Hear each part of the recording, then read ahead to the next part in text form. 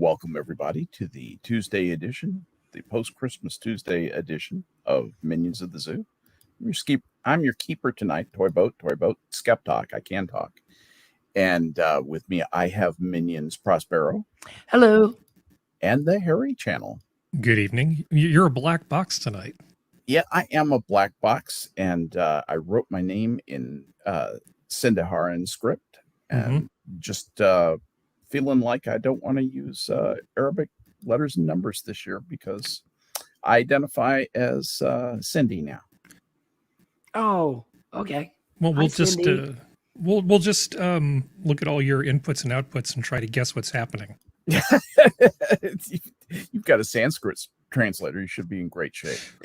Either that, or we'll heat you up and see what color you turn. You know, one or the other. I was on the phone with somebody earlier today, and I was just messing around with different scripts and fonts and things like that. And I came across, I looked at Cindy. I've always thought Cindy was pretty, and the Indian script, but that was a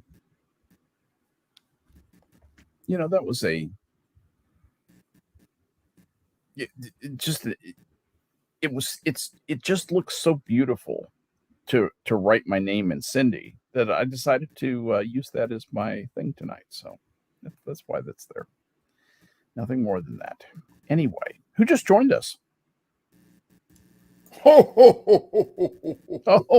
It's Irate Claus. It's Irate Claus.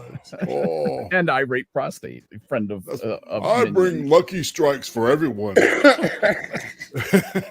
Good job. I'd rather fight than quit. Only old people understand that one, man. Lucky strike goes to war, man. LSMFT, what does that mean? Lucky strike means fine tobacco. Simply because it tastes so good. I still remember the commercial. Right. Sorry. Thanks for making me feel young. Yes, you are, son. That's cool. Yeah, it's not often I feel young these days. The next generation, we have to prepare them for leadership roles in the world. Oh, dude. And all that's sort of just thing. So, yeah, I feel it. So, Prospero, how did you spend Christmas? What was your Christmas like? It was very low key. I did a little bit of cooking, so we would have a holiday meal, and that was that. We were out Christmas Eve with friends. It was one of their birthdays, and he and his wife had just gotten back from Brazil, so they were absolutely knackered. But his parents, with whom we're friends, were there, and his sister and her significant other and her sons, and so we had a very pleasant little get together at a local watering hole, and lifted a glass of Delirium's annual Christmas beer, Noel, and enjoyed ourselves. And then Saturday, we just basically did nothing, which was quite lovely. Doing nothing comes naturally to me, so I can appreciate that. Yeah, so except for a little bit of cooking, which really wasn't high stress by any stretch. I didn't do much of anything, and that was fine. Absolutely fine by me. They had invited us to join them with their festivities, and I was like, nah, I got the food in the house. It needs to be cooked. You know how that goes. Oh, sure. Watched a little football, and as American as apple pie. Yeah. So, how about you, Harry? How was your day? You mean today or Christmas? Because I was doing the same thing both days, so it's actually pretty easy. I was going to say, I know you've been working hard. I spent the day fighting with a broken IPv6 implementation. Oh, why? And that's about as much fun as you can imagine. Oh man, V6 already? Well, nice. V6 is not so bad. You can say, here, turn on this thing, give me an IPv6 address. It will. Sure. It's too bad Cryptic isn't here. He'd probably like this conversation. Yeah. But the way in which you then tell name service, DNS, to register that host name and that quadruple A record, right? That's just all like evil black magic. And when you don't follow the rules consistently, bad things happen. And one of my predecessors did not follow the rules a lot. Oh, boy. So everything worked just fine until the day came years later when it all had to get restarted and everything came back up and it was just like, surprise. Yeah, surprise. I was pointing at something that doesn't exist anymore. That's right. Dun. Yes, on a grand scale, I might add. Yeah. It was fucked. I know that problem. Oh, boy. know that problem. Yeah. Jesus. It's days like this when I'm glad I get paid by the hour. Yeah, that's as long as you have idiots out there to make work for you, you know, it's an interesting existence. Yep. Just, you know, keep cranking your rates up until until they hire better people. Right. Yeah. Until they exactly. They're the it's ones who need better personnel. Well, that's it. You know, they've got some stooge that isn't doing the stuff correctly. Yeah. And then that stooge is never around when somebody else has to try to sort through the detritus of the earthquake wreckage when it all caves in, you know. Piling. I know Cree used to say how much fun it wasn't to pile back through somebody else's code to try to find where their brain fell out. This is a slightly different problem I'm dealing with. No, it sounds like a lot worse. Oh, no. Yeah. So the problem you're talking about is the person who preceded me was an idiot problem. Right. What I'm suffering from is a different problem. The person who preceded me was not an idiot. He was actually very clever. He just lacked follow through. Yeah. So 90% of what was done is actually very, very good. But that last 10% that would have made it like really good and reliable was not done. And all of the documentation was not done. That was what I wanted to know was how was the commentary? Did you have good enough commentary? Oh God, there's nothing. I'm reverse engineering everything. Okay, yeah, you're figuring it out. Yeah. The person that Cree followed in his job was, he said, wrote just his code. He said his code was fine until the end. Mm-hmm. And he said, and then he fell apart. And he said he never knew how to end a stream of code. Can I tell you a quick story? I know I'm Sure, derailing please. your stream. Okay, No. when I was working at a big place, which we will not mention the name of, dealing with big computers, there were these really fancy network devices, and these were hyperchannel network devices used to connect big computers. Well, trying to come up with High-speed IO. Unix drivers for hyperchannel was kind of hard. So they hired these two guys, and they were brothers, and and they were gone by the time I got there. But between the two of them, it takes a family to really screw up a network driver code as badly. I have said more bad things under my voice about those two brothers, you know, over the years, because it's not very often that you get like a team of brothers writing bad code. There was just a lot of resetting things because things suddenly stopped working. It sounds familiar. Were you in DC, by the way? No. Okay. They wanted me to move to DC, but I declined. You remember those brothers in DC? Yeah, no. This is not the brothers in DC. That's a different problem. Are you talking about the Boston Marathon guys?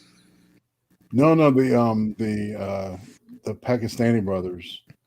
And yeah, the ones who were stealing all the cell phones and stuff, and who got away and shit. Yeah. Wait, what? Did I not Good hear about times. this? This was a while ago. Okay. Yeah. This is not new news. This was a few administrations ago. There were these Pakistani brothers who set up this company, and they were just stealing the Congress blind in terms of like stealing devices like iPads and laptops and stuff from them, sometimes with stuff on there. Don't remember that. Oh, Yeah. interesting. Boy, it could be some high value items. Oh yeah.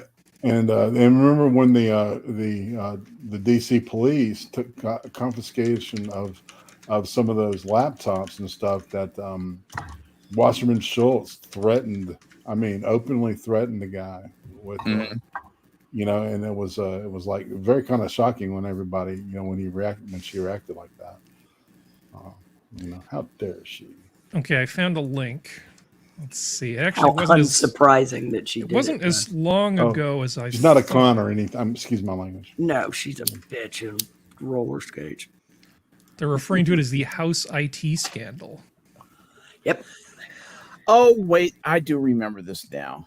Now I remember this. I remember this. I didn't pay much attention to it because there was something going on in my life at the time, and then things happened and I forgot about it. I remember this though. I remember reading about it, saying, "I got to find out more about that," and then Yeah. Yeah.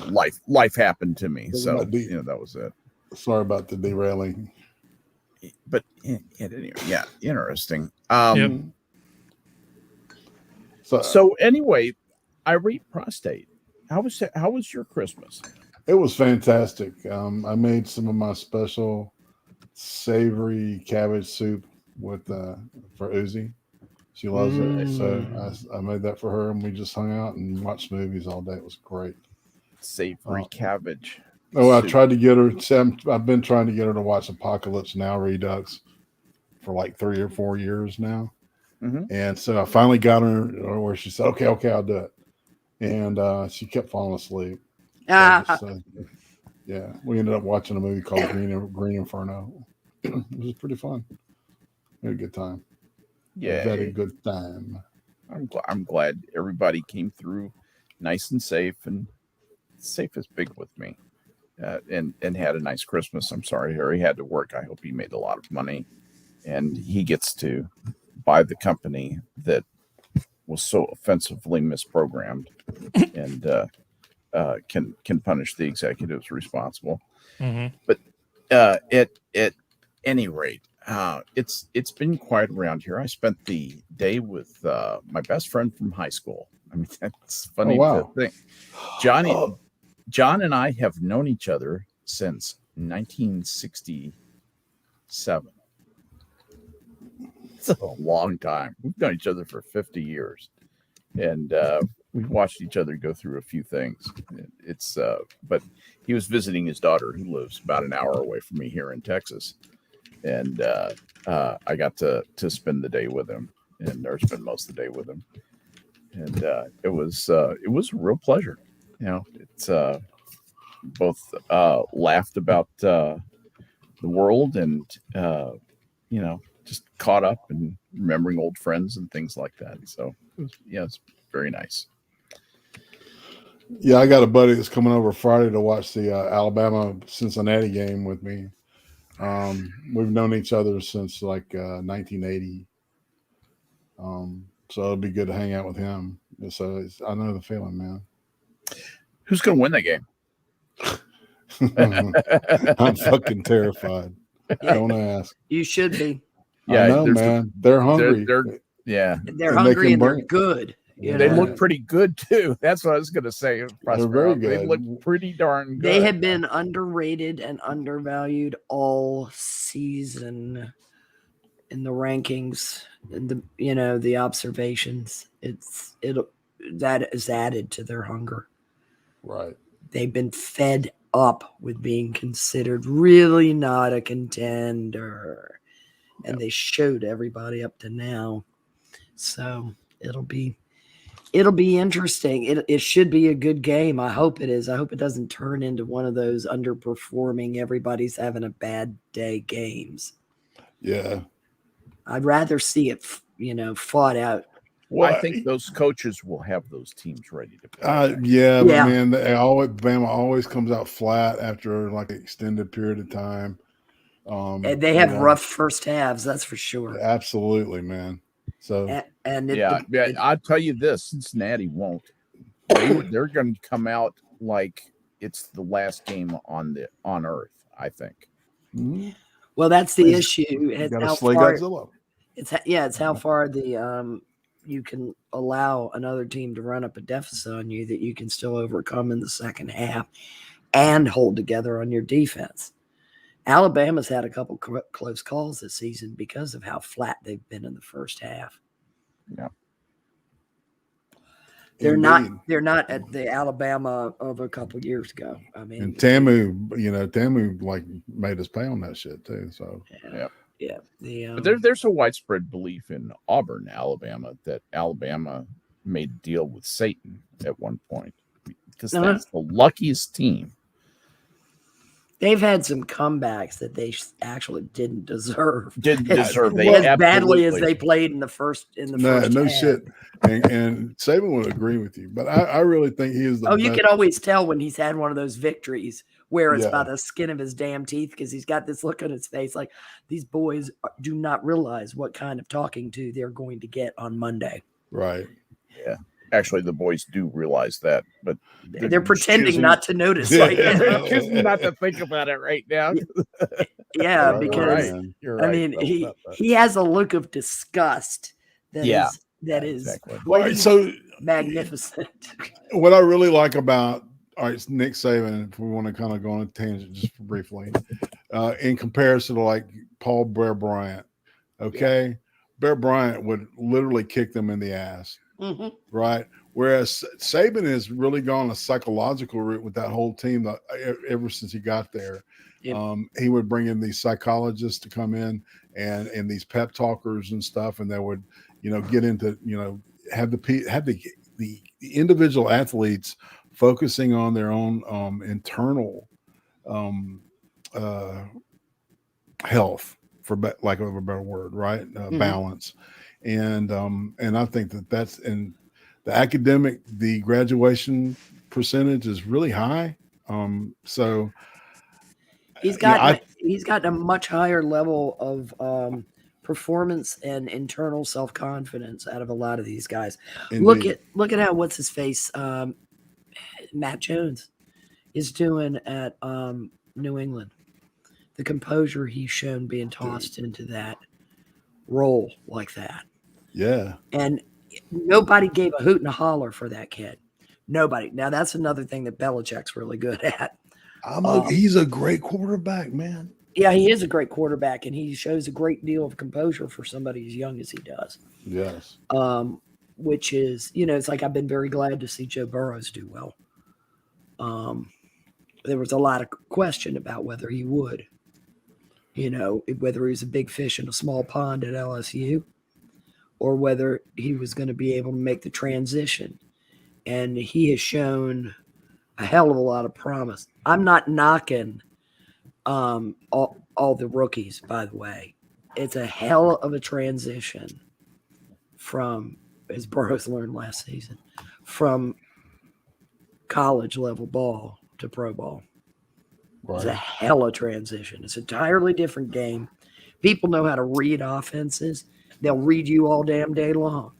You've got to be clever. You've got to be able to learn to read. Every single person on the defense can. That's the other thing. Oh, yeah. Pros, all of those guys they're the best you've ever played against. Yeah. And you need, if you are going to be a genuinely effective quarterback, you can't just do it with your arm and your feet. You've got to do it with your brain.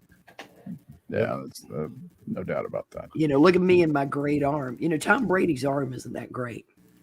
Tom Brady is a midfield passer primarily. Well, all right, so he can read the ever-loving crap out of a defense. Indeed. And make adjustments. That's what the greats do. They don't have to have some awesome long ball that everybody's like, oh my God, I can't believe he dropped it in there just like that. Ooh, on every pass. A lot of times that it can be just short and dirty and punching it up the field. That's right. Is Brady the greatest pro quarterback ever? Quite possibly. And I think he's in a class. I think he's a class by himself. It galls the shit out of me to say it. Only because of the Brady worship. That's not his fault. That is not Tom Brady's fault. No, it's not. I don't even care about that, but I'm just talking about strictly in terms of value to the team. Oh my God, I can't think of another quarterback who provided that value. Possibly Johnny Unitas back in the day. Maybe. Yeah. There have been a couple. Elway was pretty fucking valuable. Montana.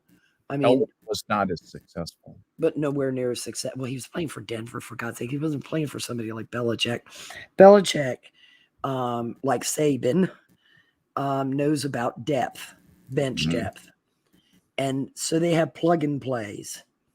You got a guy hurt, you plug somebody in. They're trained All I'm saying is that Brady would have helped Denver more than John Elway did.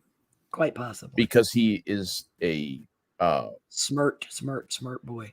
He's a smart boy, but he also has an insane competitive attitude. Oh my God. He's like Brett Favre on steroids. Yeah, truly. I mean, yeah. And Favre was one of the most enthusiastic, competitive players I'd seen in a long time. I didn't think about Brett Favre, that Brett Favre was in the same. Brett Favre was in the same. He had a high schooler's enthusiasm on a pro football field. Yeah, he really did. And that's a great point. And a leadership capability with his guys. Yeah. I mean, he's not dissimilar to Brady, really.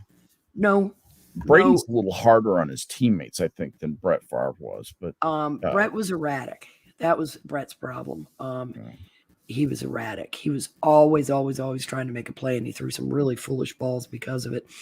One of the keys to getting to Tom Brady is to rush him or knock him down. He does not like that, and he doesn't do well in it. He is a committed iron wall, iron offensive line pocket quarterback.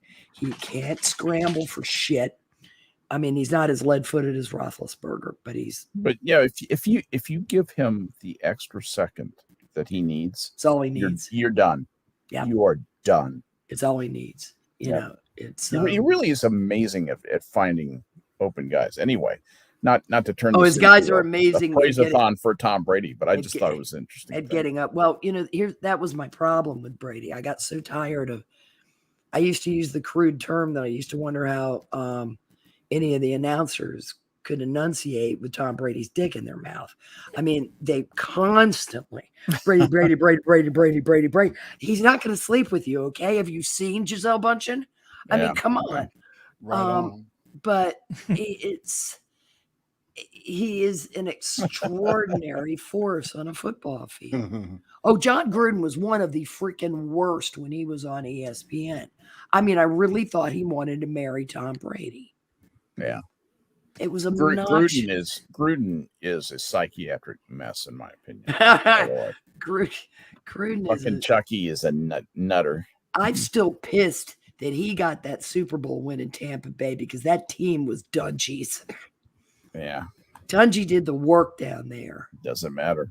I know it doesn't. Be there when it well, happens. That's okay. Dungy got his chance in Indiana and in Indianapolis and proved himself. Speaking of teams that aren't supposed to be where they are, it's the Baltimore Colts. God damn it!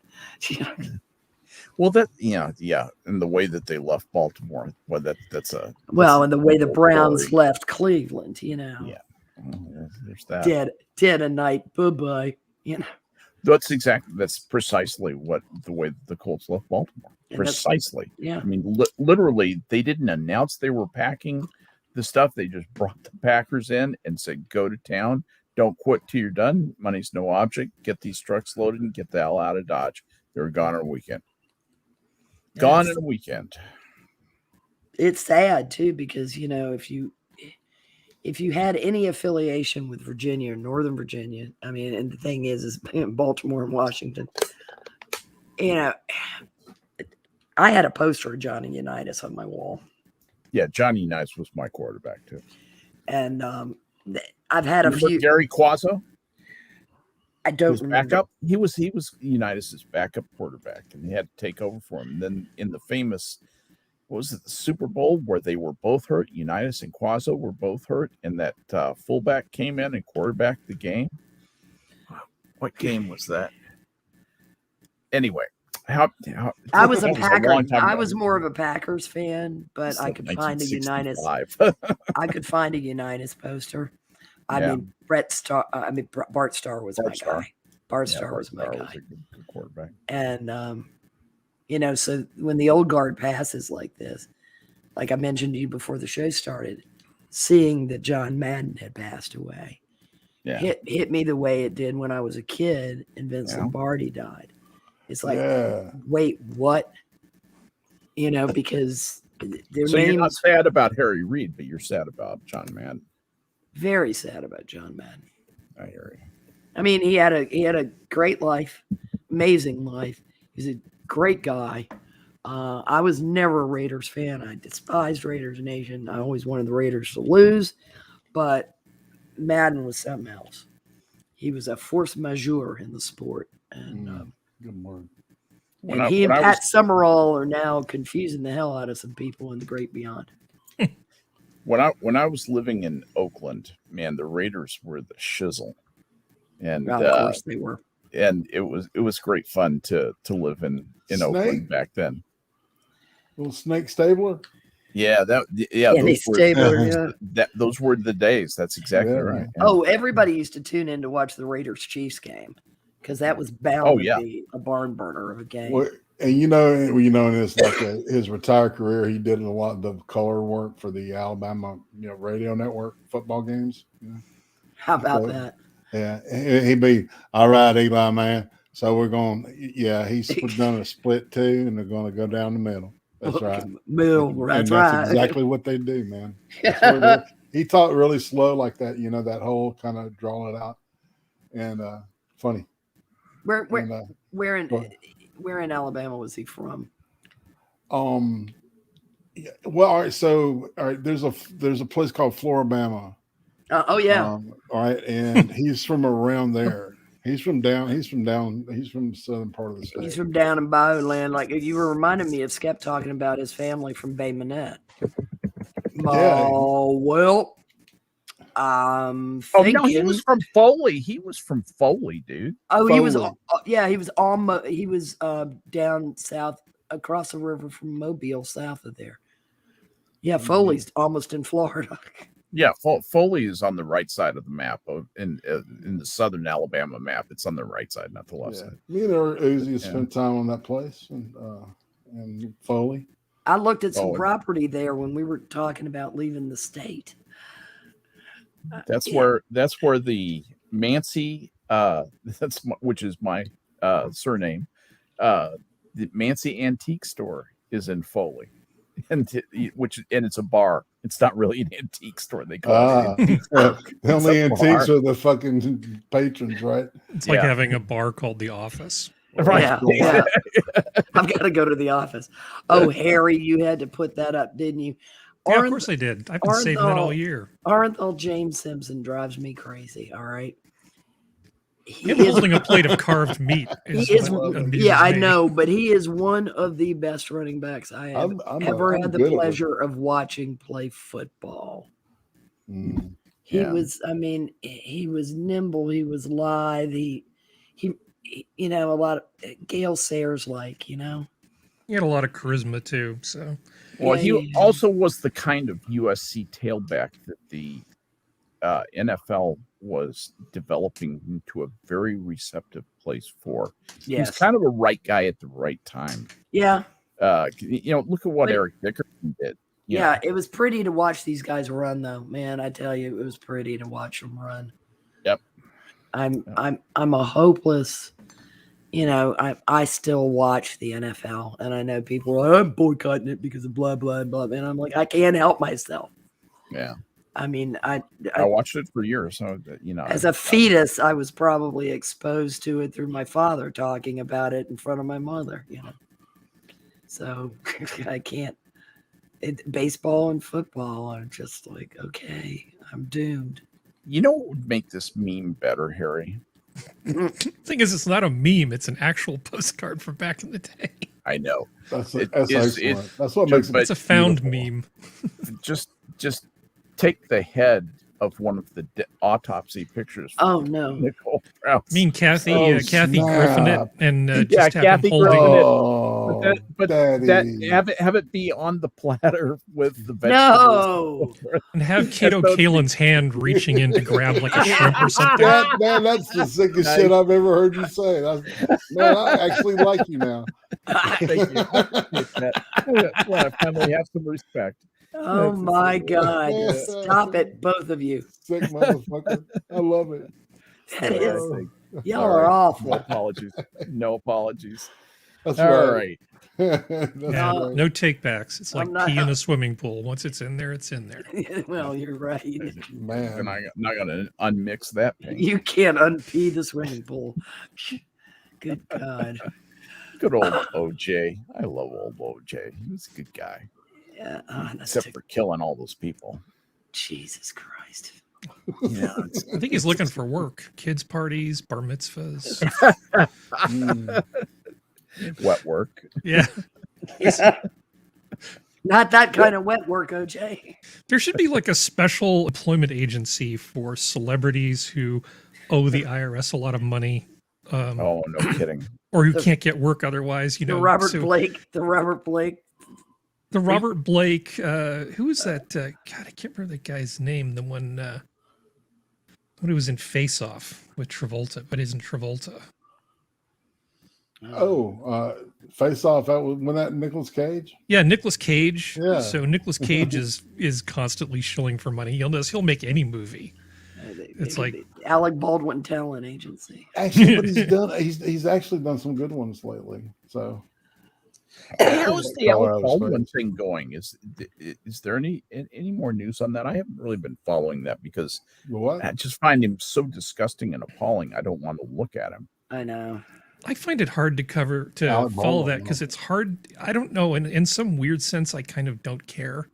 It's like it's a workplace accident. Somebody was negligent. Should he have pointed a gun at somebody and pulled the trigger, even if it was full of blanks? No. But does that make him liable? I'm thinking kind of no. I mean, he had no expectation that was a loaded gun with live rounds in it. Wasn't he one of the producers of the film, though? Did he have a duty to exercise care? He's a duty of care, which Prospero knows more about than I do. Well, actors are told they are not to aim weapons at people. Yeah. But he's a little above being told to do anything. And that is part of it. It's his hubris mingled with carelessness. Dude, but it's not a matter of was he told. It's a matter of did he exercise unreasonable negligence? And I think the answer is no. I don't see how it can be yes. Unless he knew that thing was loaded. Unless it's political. Yeah. Yeah, or it will depend on. I believe he was part of the production of this film. Or maybe she told him the rabbit died. He was just doing a 2 for abortion. Is that? Am I being dark, nasty and sick tonight? You are pretty dark. I love it. Yeah, sorry about that. That's all right. Oh, there's a rumor that rainbows, happy little sheep jumping over fences. That she was up to do a documentary on pedophilia. That's the like the QAnon type rumor out there. Yeah, it sounds awfully convenient. Yeah. When you hear something like that, and it's like that's too good to be true. It sounds awfully convenient. Which is true of the QAnon stuff generally. Well, man, I've been my sister mostly silly. Confirmation bias. Well, you know, it's really good that my sister like trusts me as like a, you know, it's like, is this? Do you think this is real or not? You know. You know, so. It's funny though because we talk about QAnon and Blue Anon is as messed up as QAnon. Oh no shit! I mean, some of the shit they believe is unreal, and you see it on Twitter all the time. They don't call themselves Blue Anon. I call them Blue Anon because they're as goofy as QAnon. Yeah, I agree. I would agree. Yeah, here's the thing with the conspiracies, folks.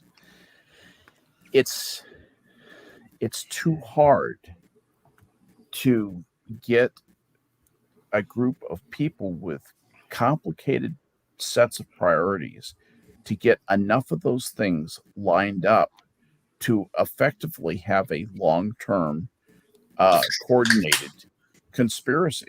Because what happens is at some point between the conspirators, somebody's short-term interests or even medium-term interests begin to diverge from the group and they begin to engage in sub-optimization, which simply means cutting corners, breaking the agreements of the group of the cartel or the gang or whatever, the group of people who are doing the conspiracy, is breaking those for their own gain.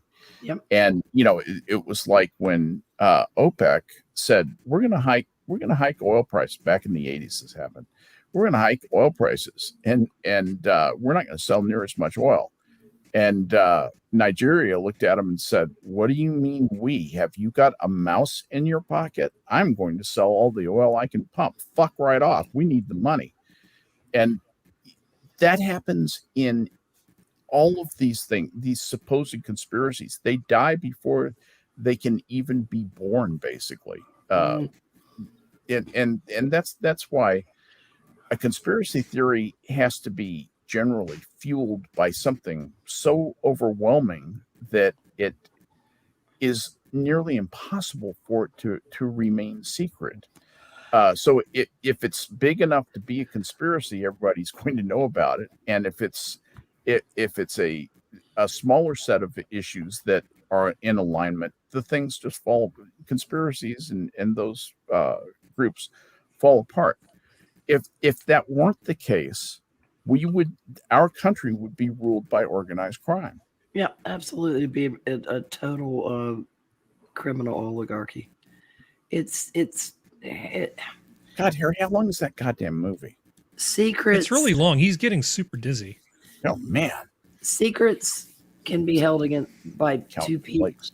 Two people. Well, if one of them's dead. Yeah, that's exactly. I mean, it is. Look at how fast Watergate fell apart. Oh yeah. And then it's rats deserting a sinking ship, and it's the last rat standing. Eats the. G. Gordon Liddy is who you're talking about, and he was the last guy standing, and he refused to cooperate and did the time. He said, "Fuck you, I'll do the time." Yeah, he never. I'll get a law degree while I'm in prison. Fuck off. Yeah, he was a very, very interesting character. Highly sociopathic, but very interesting. Yeah, definitely. All of those things. Total CIA wet ops kind of guy. Just he was supposedly the model for Duke in Doonesbury. I'm dead serious. I'm absolutely. Uncle Duke was based on G. Gordon Liddy. Yeah, really. Yeah, I've heard other people say Donald Rumsfeld, but Gary Trudeau said no. It actually was based on Liddy. Yeah, Rumsfeld was not quite that detached a character. Or amoral, frankly. No. Rumsfeld is a deeply moral man. He may have been misguided in a lot of ways, but he may have been misguided, but and also I think he was Liddy's intellectual superior. I think Rumsfeld was big time, incredibly bright. Yeah. And he had an incredible work ethic. I mean, Donald Rumsfeld. There was a lot to admire about the man, Donald Rumsfeld. Policy decisions notwithstanding, Well, I want to address Skep's thing because I used to agree with what you just said, and then I've come to the realization that it's not necessarily true. You cannot rely on what you said about conspiracies. I was really trying to state a general rule. As a general rule, not it an is always thing. But let me read you one short paragraph from Wikipedia, and as something will click in just a moment.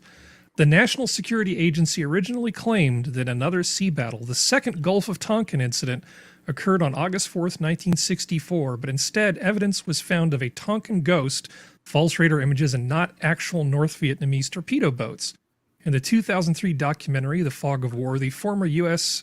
Secretary of Defense Robert McNamara admitted that the attack on the USS Maddox happened on August 2nd, but the August 4th Gulf of Tonkin attack, for which Washington authorized retaliation, never happened. Right. If you can keep that secret for 40 years, that's the one that always comes to mind, because there were people insisting, vehemently that this was bullshit and a conspiracy, and they were all sort of told to just shut up and stay in their lane and stop spreading conspiracy theories. Yeah. And it turns out they were right. Well, that was a The day and date age. problem was widely known in the Navy, Harry. Yeah. That, But the that official date- narrative was that The narrative they was- needed to just stop. Well, they had a stranglehold. Oddly enough, Skep and I were speaking about this really briefly before you joined us pre-game, Harry. That it the mainstream media toted the water for whatever came out of the Pentagon. Nobody questioned authority. You know, we came out of World War II with a really positive view of our military and a really positive belief that everything that came out of the Defense Department was good and right. And it took a long fucking time to get over that. What irritates me is they were highly selective when they decided to get over it. That's what irritates me. What do you mean? They waited for Bush primarily. They went after they chipped away at Reagan with the whole Iran Contra thing, but they waited a long time to really decide that the military establishment was fair game. And now they've gone dark again on the military establishment when the military is engaged in behavior that is highly destructive to the health and well-being of a standing army and highly destructive to the health and well-being of a functional nation. Seems that the press likes to go dark when that shit's going on. Yeah. Have any of you been following Scott Adams over the last year or so, talking about the simulation and more recently his discussion with Dr. Drew Pinsky? I have not been following it in the last month or so because things have just been too busy around here. But I usually don't miss Scott Adams. I mean, it's like almost an everyday thing. What's he been saying? The interesting, he made a point, which was talking about sort of the simulation. He's making a point that we don't even agree on what the facts are now. Correct. I have friends who believe that the PIS dossier was real. Yes. And will continue to believe this. And these are very, very, very smart people who believe this crap. Them today. Yep. And and those of us here all think that seems pretty suspect. I don't know why I would believe this. There's lots of incentive for lying. There's no proof. So why should you believe this? Absolutely no empirical evidence whatsoever. Yeah. No dirty sheets. It's not like a Linda Tripp thing. No film, no nothing. Yeah, where somebody said, well, I should have sent these out to dry housekeeping, but, here they are. None of that sort of stuff. If people can't even agree on stuff like that, you don't need to have a cover-up anymore. Nope. All you need to do is just convince enough people, just throw enough doubt out there that nothing sticks. Gaslighting has become an extraordinary pastime. It really has. Because, to the point that I am convinced that people are gaslighting themselves. Well, people are gaslighting themselves. People hoax. I heard him say it myself. No, you didn't. What you were repeating is not what you heard if you heard it yourself. But you're convinced that's what you heard because you heard what you wanted to hear. Yeah, well, it's all very Mark Antony's eulogizing Caesar, where you talk about all these things and say, but that's about the only way you can bring somebody around now. Yeah. No, I think you're praising Caesar. I'm pretty sure. Yes, but where were you on the 15th? Yeah, I was checking the dates on my my dairy products, taking my fish for a walk. I think that's another one of those. I did. So I was busy over there doing things. But the whole idea of conspiracy theories, what does that even mean anymore when you have alternate realities? We've gone past conspiracy theories. We could sit here and talk about whether the Japanese broke the purple code and whether they knew about whether we knew about the attack on Pearl Harbor all day, can't prove anything, but Right. it's an interesting conversation to me, at least. Yeah. We could talk about whether Dorothy Kilgallen took an overdose of barbiturates, as she just happened to have one of the greatest stories of all time in her possession. Yeah. Because that's totally a thing that people do when you're on the top of your game and about to, become way more famous. You just suddenly take a dose of barbiturates. She got like a bad case of Clinton's all of a sudden before that was even a thing. Yeah. That one has always stunk on ice. And Jeffrey Where was Epstein she? totally. She was a a journalist. columnist. She was a columnist back in the day. She was. You can see her on. I think it was What's My Line. She was Yes. a regular panelist. And Dorothy Kilgallen this is eerie. You can actually find on YouTube her last show. She would be dead in less than 5 days after that show. Mhm. She does the show, and it's no big deal. There's nothing going on. Everything looks fine, and she is dead as a doorknob just a few days later. It was Jack It might have Ruby been- that she might was have been talking that to, night. right? Yes, it was Ruby. I think it was that night. Yeah. I mean, you can see there's nothing wrong with her. Yeah, she's absolutely, young woman, peak health. Wow, and she was just, toast. Yeah. So, conspiracy theories, when you can gaslight people, you don't need them. In fact, a little bit of the news slipping out is almost more effective. Yeah. You just brand the people saying that, and it just becomes some sort of psyops kind of nonsense. And I'm not really one of these people. This isn't the thing I spend most of my time thinking about. But the nature of what is reality, what do people actually accept as being reality, has always been interesting to me, because my reality is very different from, say, a religious person's reality, or somebody who grew up in a different But state. your facts are the same. Well, we can talk. No, they aren't be. always the same. Some of my facts are actually different. So, like when you get into stuff like race relations, I grew up with hardly any black people around. When I talk to somebody from Alabama and you say, well, what were the things like there? Because you've got histories of people with fire hoses and dogs and all this stuff going on. None of that shit happened anywhere near me. I'm completely reliant on other people's interpretation of that stuff. I don't even have a secondhand account of what happened there. So that piece of my reality in my head is very different than it would be for somebody who actually grew up around there. I don't pretend to understand what racism was like in the American South. I get it a little bit, kind of in an intellectual sense, but my reality is very, very different than your reality. Yeah, no experience of it is interesting. It can create in people, not in you, Harry, because you have curiosity and you're constantly checking. And I've got a phone. I pick things up and I call people. Yeah, you've got curiosity, and people who lack curiosity are very easily led. They're very easily misled. They're very easily gaslit because they just, oh well, I must be misremembering that. Highly compliant people.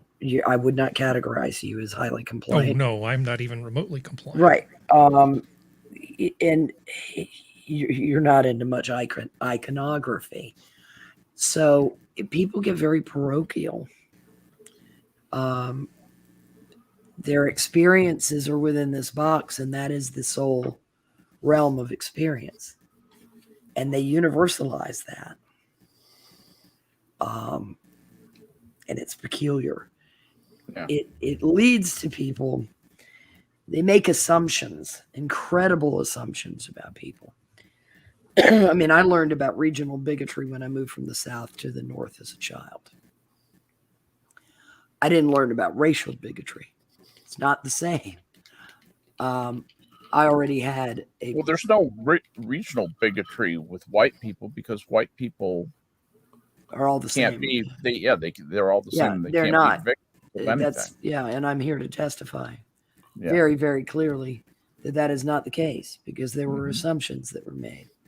I was told by my third grade teacher to not say ma'am and sir because it's subservient. That was a complete misreading of the use of the words ma'am and sir. Have you been a teacher long? Well, no, a very idealistic young woman. My mother called her a name for the rest of my mother's life, pretty much. Mom, and that would have fallen more in her purview. I mean, my dad knew about it, and that's goddamn ridiculous.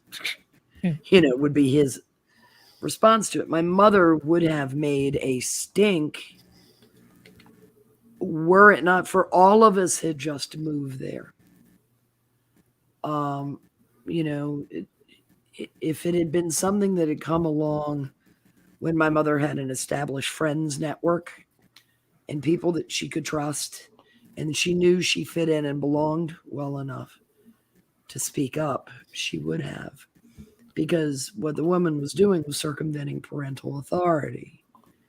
Because I was being raised by people who grew up in an environment where you responded to adults as sir and ma'am.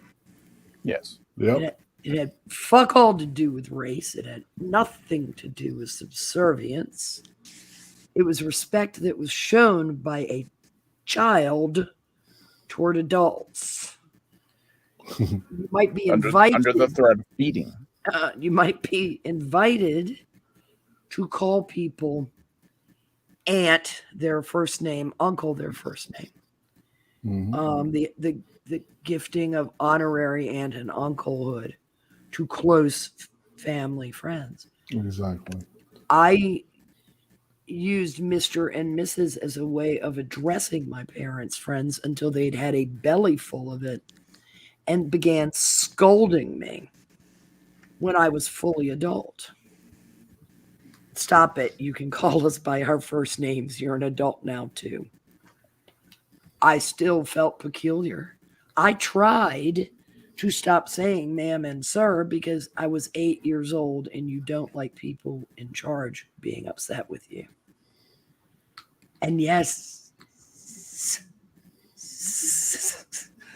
became sibilant. No, something had to follow it. I couldn't just Thank you for using the word sibilant in a sentence. Thank you. Oh, you're welcome. Next week it'll be cerceration. There you go. Y'all too wrinkle brain for me, man. And we'll be reading from the myth of Thithifith. Yeah, Thithifith. The tongue thrust. So when you're done, I want to ask Irate a question. I'm done. I was just babbling. That's okay. So we covered a whole bunch of different stuff. Really quick comment before I ask you my question, which is, as far as the whole race thing goes, there's something that I did see, which is different from what people in the South saw, which is I got to see what the world is like when things are different. So when somebody says to me that that racism is an inherent problem, I can say, no, it isn't, because I've seen it not be a problem. I'm not saying that there isn't racial strife in places like Oakland, and that there's neighborhoods you shouldn't go into, and you just know that. But I've seen people get along in my part of the world. I've seen the industries I work in not be full of sexual harassment. It's just not a problem in the industries that I work in. It isn't a problem. In my entire life, I have never seen or heard of an instance of professional sexual harassment in the industry in which I work. Not a single one. So I can either believe the academics who tell me a bunch of stuff, or I can believe my lying eyes and ears. I choose to believe my lying eyes and ears. But the question I had for Irate was, how old were you, and I don't even know if this ever happened, when you realized that your heroes are flawed and you were able to accept a hero anyway? Hero being broadly defined. That's for you to decide who is a hero or an icon for you. But I mean, if you're anything like me, there was a point in your life where you suddenly realized, that these people are flawed. And then another point where you realized that's okay. Yeah, it's like the part of you realizes, holy shit, these people, it's like I came to the table thinking that everybody played fair and, I followed rules and shit. I did what I was told. I I remember the first day I realized that not everybody thought that way, A, and B,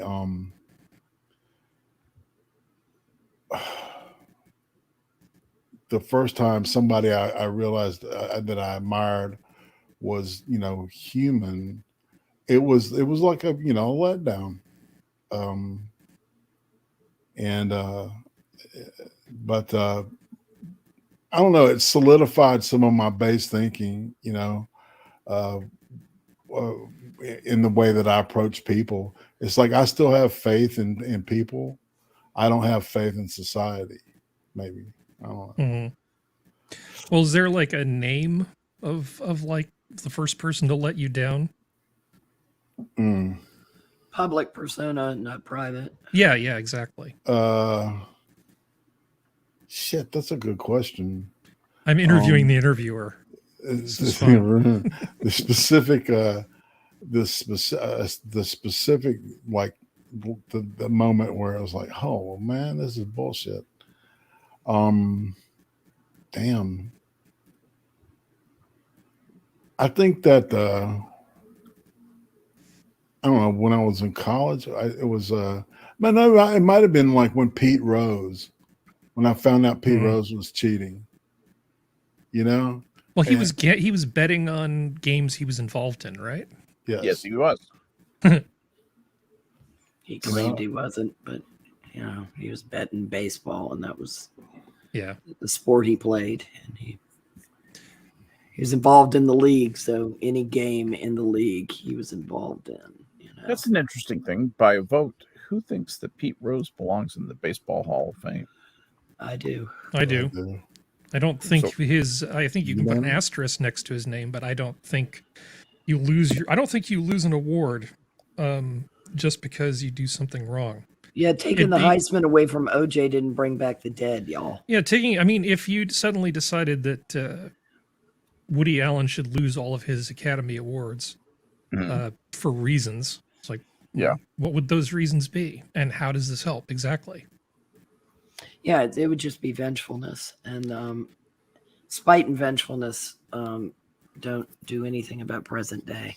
Well, it's also sanitizing history, which I think is really, really bad. Even if whatever you think you're accomplishing by some sort of justice, by taking away somebody's award, you're not. You're not accomplishing anything. You're just trying to make yourself feel better. Yeah. There never was a director named Woody Allen. What are you talking about? Yeah, it's that memory holing in the attempt to make everything pretty for right now, because this is why we can't have nice things, y'all. Because people can't stand to realize that the past was different than the present, and some people are flawed. I can't, it was an interesting question you posed, Harry, because I approached a professional baseball player for an autograph when I was about 8. It's my first game at Fenway, and the Yankees were there.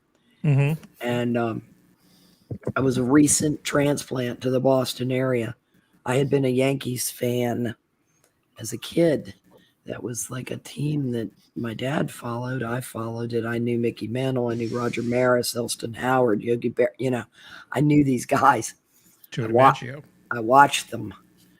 And they were my heroes. And there was a pitcher. I think he was a relief pitcher for the Yankees. And I had his baseball card. His name was Bill Monbouquet. And I asked him for an autograph, and he blew me off. And, I guess I probably looked at my dad, like, what? And he was like, yeah, some people just aren't nice. Now, my dad had an extraordinary experience in racing onto a baseball field in an exhibition game played here, where he approached Babe Ruth for an autograph, and he only had something in his wallet, one thing that could be signed, and when Babe Ruth saw what it was, he wouldn't sign it. It was a picture of Jesus that my dad had from Baptist Young Persons Union, or something like that. But he got my dad a signed baseball from the team. Oh wow! As in, like, he respects God. Oh yeah. I mean, he was actually, Babe Ruth was religious. Think about it. Think about it. The He way couldn't. Son, we are now. Yeah, he it's told like, my daddy, son, I can't sign this, but you hang on and I'll get you something. And he got a bunch of guys to sign a baseball and gave it to my dad. And somebody relieved my father of it at some point. I'm sure they got good money for it. But yeah. People suck. And my dad was awed by that. do Absolutely awed Kind of by the fact that Babe Ruth, as big as Babe Ruth was, wouldn't sign his name on the back of a picture of Jesus, a Sunday school card for a kid. Mm. You know, and you know, so I held in awe a lot of sports figures. And then one by one they began to reveal themselves as very, very different people. Fortunately, a couple of them didn't. Brooks Robinson was as nice in person as he appeared to be to everyone else. You know, that would have crushed me. That one would have crushed me. Because my dad admired him, because he said not only is he an incredible athlete, but he's a gentleman. Because it used to matter if you were a gentleman. I think you might find more of that in baseball than some of the other major sports. Yeah. There's a civility to baseball that's not quite what it used to be, but it's still kind of there. Yeah. George Carlin used to point that was one of his bits. Mm-hmm. Well, there was. It was contrasting it with football. Baseball going home in football. You play it in a park. You know. Put it in the end zone. You play it in a park. I remember that. You know, not on a field of battle. You know. Hey, what do you guys think about the fact that? I was just looking something up here. Ex-New York Governor Cuomo will not be criminally charged by Westchester County District Attorney over alleged inappropriate conduct. Well, he gave up the governorship. That was all. I'm pretty sure I predicted it. Yeah. If you remember what I said, this is how it's done. Yeah. If he goes without a fight and they don't find anything that's so criminally actionable that they have to do something, he's going to walk. That's what, by him giving up without a fight, there was a deal, and she finally came through on her part of it. It was all smoke and mirrors up until now. There was never going to be any kind of criminal procedure against him. And Bob's your uncle, Fanny's your aunt. That is just done and dusted. Interesting. Yeah, that just came out. And I was looking to, Ranting Monkey says, I know, I'm shocked. The guy got away with putting COVID patients in with old folks. You think he was going to get in real trouble for grab ass? Yeah. Monkey, spot on as always. He could have grabbed Mima's ass and he still would have gotten away with it. For sure. Yeah. Yeah. That's what is offensive about this to me. Look, the sexual harassment is gross and it's disgusting, and don't do that, boys. Okay, please. I just wish more women would slug men who did it. You know, it might help. Right. You know, there are ways. Men need to be taught at a fairly early age that's an area of conduct that requires a certain amount of discretion, and it's it may seem unfair that most of the effort has to come from men, and that women are happy to abuse that and tease the shit out of men. Oh God, Women are not unguilty in this. No, they're not blameless at all. Not at all. But that men ultimately have the responsibility to control their reaction to whatever behavior they encounter, and that women constitute a special case. There's special handling required with women. They're erratic, unpredictable, and vengeful. Yes. Yeah, and it's not walking up to them and helping yourself to the goodies. Well, yeah, just like women shouldn't grab junk. Yeah. you know, they've done it to me. Yes. I've had it happen. I've been smacked on the butt a few times, and I think the only time I ever overstepped is there was this one person when I was working in the hospitality industry. I was waiting tables, and she'd harassed me a bunch of times, and it was all in good fun. I'd never done anything, and I had my empty tray in my hand, and I thought it might be funny just to give her a little whack on the fanny, because she'd sort of asked for it. I didn't know she'd gone nude sunbathing the day before and had a horrible sunburn. Oh God! Her She lifted off the ground by a couple feet. The poor thing. Well, but I bet it was funny. But I bet she also was like, "Oh God, if I hadn't sunburned my ass, that would have been great." But otherwise, dude, not on. No, please don't turn her on. Don't pat me on the ass today. Women are being taught to be so suspicious of men, so fearful of men, so bizarre about guys that it makes me sad. And it doesn't surprise me that it is spiraled out of control because the misandrist took over feminism. They fucking hate men. Men are flawed women. They're miserable, terrible, horrible creatures. I'm sorry daddy went out for a pack of smokes and didn't come back. That's probably on your mom, not on you, sweetheart. Don't take it out on every male on earth. This generalization that one guy somewhere does something, therefore all men, is ridiculous. It's unsupportable by evidence. It's this, and the characterizations, you see it all over the place. You see it in movies, you see it in literature. It's constant drumbeat of what shitheads men are. What, there are no women shitheads? I know plenty of shitty women. Well, it's all about context. There was one of these Bear Grylls survival show things a few years ago, and they decided as part of their little experiment, they take a bunch of men and drop them on one island, take a bunch of women and drop them on the other island. Whoa. The men basically looked at what needed to be done, started divvying up the work, and when there was one guy's kind of social loafing, they just sort of not bullied, but let him know how inappropriate his behavior was, so he started towing the line. The women were a complete hopeless mess. Now, obviously, you could take women who had military service, and you could pick the right group of women, and it would be fine, right? It would be absolutely fine. They'd be great at surviving. They'd be great at divvying up the stuff. That's not the point. It's all about context. There are things that men are really, really good at naturally, without coercion or anything else. We're actually pretty good at getting shit done and cooperating and getting along for the most part. Well, you fall into hierarchical order too.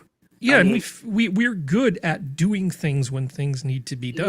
Yeah, but the alphas will establish themselves rather quickly at the top of the pack, and then the hierarchy will form and the shit will get done.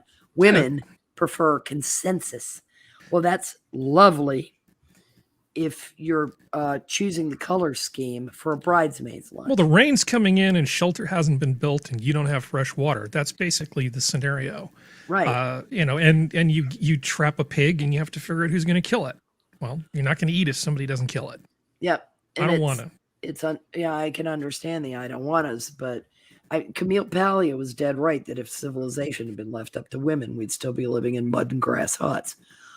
But we all bring good things to the table. There are a lot of great things that women do really, really well. Oh, absolutely. I like women a lot, which is good because I wouldn't want to go through life hating women. They're amazing at making babies. They're amazing at a lot of things. Complementary skills is what has made society actually progress. I mean, from the standpoint of we don't live in mud huts anymore. You mean like men and women helping each other get through life together? Forming partnerships where their strengths balance the other's weaknesses. Yes, that's exactly what I mean. These men and women who think that they can just go their own way and it's going to be fine. It's not. You're going to regret this decision. Well, the number of men 30 and under, 18 and over, let's say, who haven't had sex now is getting a little alarming. I don't want them to be Oh, but video games are great though. I don't want Yeah. people to be profligate whores. And Well- I get that fapping doesn't give you disease, and it's not going to sue you. In all likelihood, your right hand is never going to sue you for sexual abuse. But Give it time. You joke about it now, but somebody it's will gonna happen. sue. Yeah, somebody's right hand was going to sue them. I know that's going to happen. This is interesting because I actually am looking at a story in the Washington Post right now. Democracy Dies in Darkness, and it says men across America are getting vasectomies as, quote, an act of love. And it says the subhead is, with the right to abortion under threat, men say they want to play a role in reproductive planning to support their partners. Now, this was retweeted by a friend of mine, Petite Nikoko, who with absolute just the perfect voice for this. She said, I, for one, am okay with male feminists making themselves sterile. Yes, absolutely. Given their low T numbers, is it even necessary? And good for her. Your tiny little slow swimmers. Again, this this notion that I got a sperm count. It's 1. yeah. I don't think you're at much risk, dear. And you turned It's around a and big laughed. sperm. It's the size of a trout. You know? The point of the sneaky fucker is to know how to spoof the female without becoming the female. Yes. That's the cuttlefish that gets behind enemy lines, so to speak, does get to fertilize the eggs. He doesn't start doing the toenails of the female cuttlefish. All right. Yeah. It's oh, good dear God. This warring camps, women don't need men. I mean, I love it when they get down to we think we can even reproduce without them. I can't imagine a more hellish society. Well, they've made movies about it, and they're all dystopian. Of course they are. There's a novel called Gate to Women's Country that is rather disquieting because alpha males are pretty much barred from within the walls. Just Brave New World. Yeah, I mean, it's not good. Crap out of you. Yeah. It's not good. And men don't suck universally. Individual men will suck. Collectivism is bad, okay? Here's the thing, and this really is the thing that I think we've lost sight of, is that characteristics, immutable characteristics you can't change, things that you're born with, do not make you do things. They do not make you a certain way. You do not inherit collective guilt that is ascribed to groups of people with similar characteristics That look like as you who went before you, and you don't owe anybody anything. That's the problem with the left right now, is that they come at life with a chip on their shoulder, believing that the world owes them a living because they have been so wronged. It wasn't even them who were wronged. They say, well, we're the recipients of the follow-on from the people who were wrong. So it's yet a second wrong. And so were they from the anyway. people before them, and so were they by the people before them. How about it ascribing a little virtue to people, that people tried to do their best and push forward and stop and get rid of arcane ways of thinking. But no. Yeah. Archaic, not arcane, archaic. But archaic, yeah. I know what you meant, yeah. No, they actually, with you look at some of these newbies, theirs is very arcane because they've gotten. That is that, yeah. Yeah, I mean they're racist, and they don't even know it because they're collectivists. Mm-hmm. Only a collectivist says things like, Well, Poor kids can learn to read as well as white kids. Yeah, yeah. Well, they're doing things to me and saying things to me in form that remind me of the things that I learned not to say because I learned those things were racist growing up. Yes. Like all people with this color skin do this. All people with this genitalia do that. No, negative. Hashtag not all. They have no empirical evidence for it, but they now are deciding that empiricism is racist because Greeks. Numbers. Well, because Greeks kind of look white, especially when their statues are made out of marble. I don't think they've ever seen Greeks. If you get, they're a bit swarthy. Yeah, well, don't go there. Well, the thing is, I've known Greek people. Yeah, I know. That's what I'm saying. I've known a lot of Greek people. Their statues are glow in the dark because they're crafted out of marble, darling. They weren't that white. They just simply weren't. It takes all kinds, y'all. You know, remember that? Your grandmother said it to you. Your great aunt. Oh, it takes all kinds. This notion, oh my God, it's revolting to me. I belong to team, list the number of characteristics. It's the idiots with the pronouns. This is what I am. You're a collection of pronouns.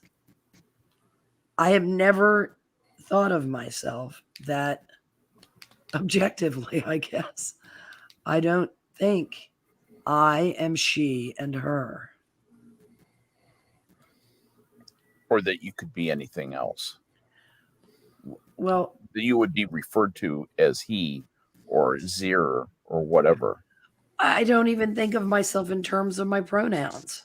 Right. I've never thought of myself. That's totally new. That's completely new. Yeah, I mean, but it's neurotic as shit. No, of course it is. Because you're objectifying yourself. And I don't consider myself an object. I can, you know, I take up space, yes, but I'm animate. They're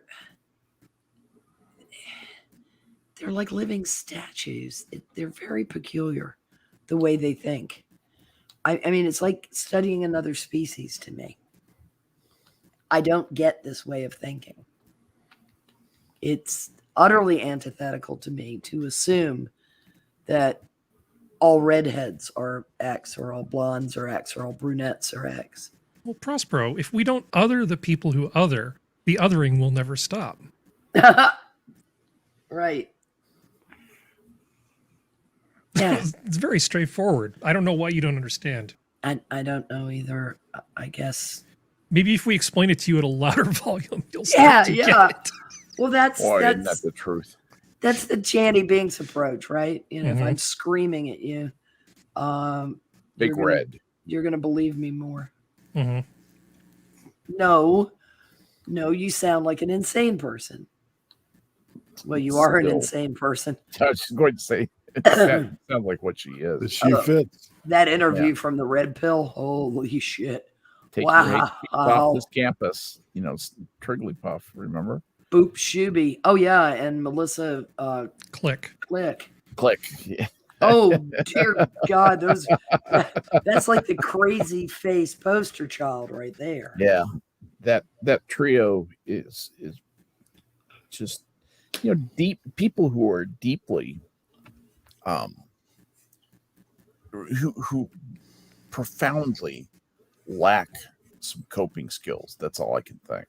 What? Well, they've never been told no, most of them. And this is, you know, the tragedy is, I mean, I get that my parents' generation, because of the Depression and World War II, which wasn't, you know, a noble John Wayne movie. It was a slog and a mess with a lot of sorrow. Yeah. And a great deal of loss and compounding tragedy. Would not want their children to experience this. I get that. But at the same time, I don't think they went as far as to shield. Well, I know my parents did not shield me from all unhappiness.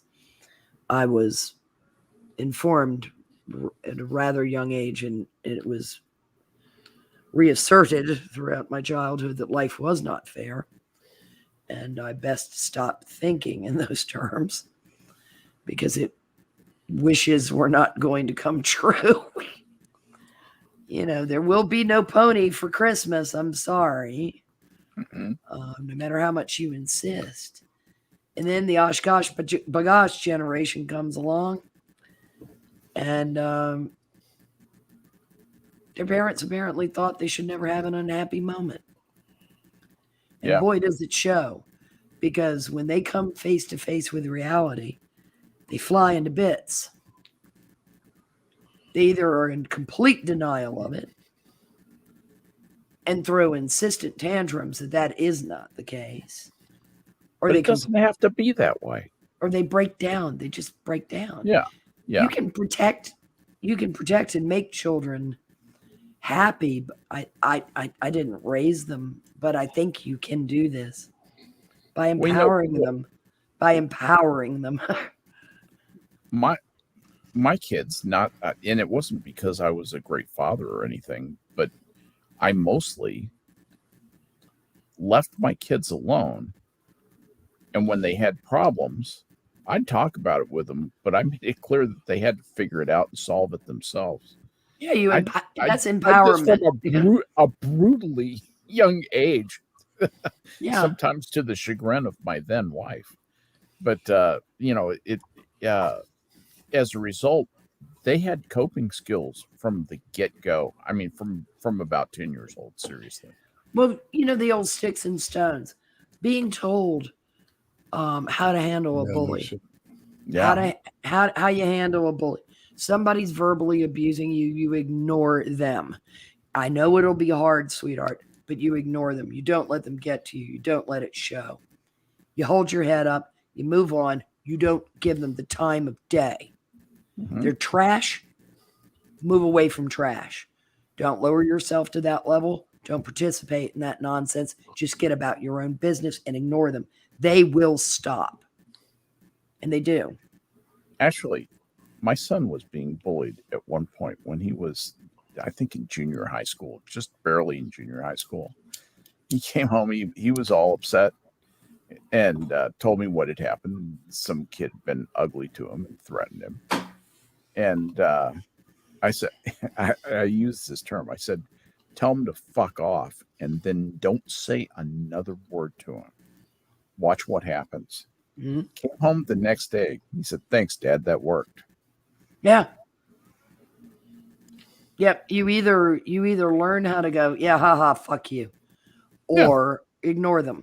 Because that was the lesson that Mike needed at that moment. Yeah. Was just to, hey, don't take this on board. That's the little bit of kid raising kind of stuff that you get to do when you're bringing up kids. And if you take those times, I'm not saying I was a great parent or anything like that. I just sort of went with the instincts, that reflect very much the way that I was raised, and that is do for yourself, and figure it out yourself. If you need some help developing the tools to figure it out, I am here for you, but do it for you, not going to happen. Yeah. I mean, I dealt with some mocking and some stupid, very petty shit, which I had been encouraged to view as petty and stupid behavior. There's a difference between a kid coming up and saying, I want that, and say, okay, we'll go out and buy it, as opposed to, I want that. How much does it cost? I don't know. Go tell me how much it costs. It costs this much. Okay, where are you going to get the money for that? Oh, I got to buy it? Yeah, you got to buy that. Yeah. Oh. Yeah, it won't add to the debt. It won't. Yeah. Just give me my thing. Come on, No. man.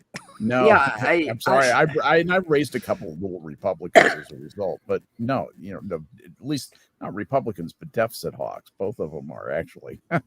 You are a, what is it, a lying dog-faced pony soldier? Yeah. Yes, That's right. That's exactly what I am. I'm a lying dog-faced pony sailor.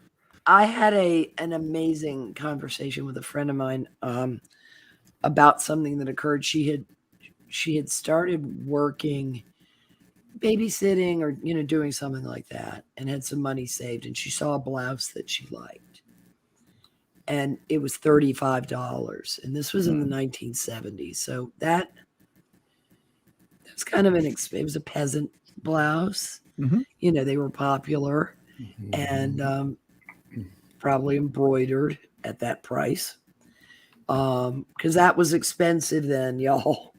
Yep. And the only thing her mom sounds expensive to me. Yeah, no shit. The mom said to her, well, think about how much you've had to work to get the money to buy that before you buy it. Just think about that. That's all she said to her. And she said, I stood there and I thought about the hours that I'd done X, Y, and Z to get the money and how often I was going to wear it and what kind of enjoyment I'd get after initially wearing it. And I decided, I could do something better with the 35. And she said, I didn't buy it. She said, I had kind of the basic calculus put in front of me. Is the bang for the buck going to be worth it to you? I don't remember ever demanding anything. Well, it wouldn't have crossed my mind. Maybe as a kid, I tried to demand something and some lesson was taught to me that is lost in the mist of time that I filed away under don't do that again. But the idea that you would, as a child, insist that your parents perform for you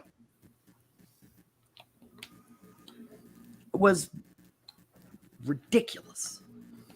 Yep. Any kid that did it, you immediately threw them in the brat category and put a little mental note to stay away. Stay away, danger, Will Robinson. That's a kid I don't want to hang out with. Or if they were disrespectful to their parents. That was a big red flag to me.